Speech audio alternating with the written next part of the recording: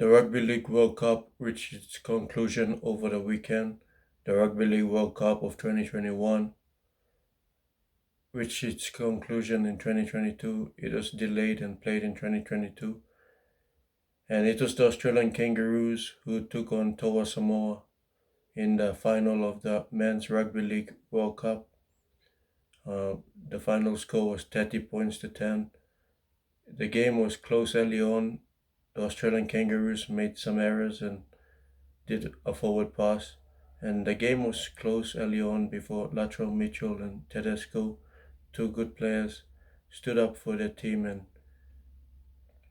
gave them the lead. And after the Australian Kangaroos took the lead and extended the lead to 10-0 and then to 14-0, there was no coming back.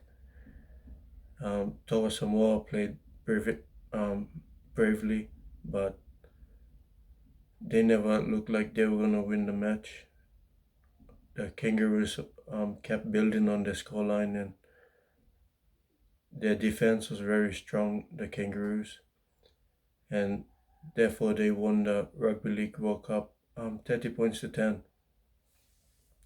Both Samoa's tries were opportunistic tries, but congratulations to them for making the final, for their first ever final, and they played pretty well for their first ever final. It was the Kangaroos' third final in a row, and they have now won the three last World Cups of the Rugby League World Cup. They've won the last three in a row, and it's now a tripit for them. And in the Women's Rugby League World Cup, the Australian Gillaroos also made a tripit when they beat New Zealand 54 points to 4. So it's the third time in a row the Australian Gillaroos have won the Rugby League World Cup, and it's the third time in a row that the Australian Kangaroos have won the Rugby League World Cup.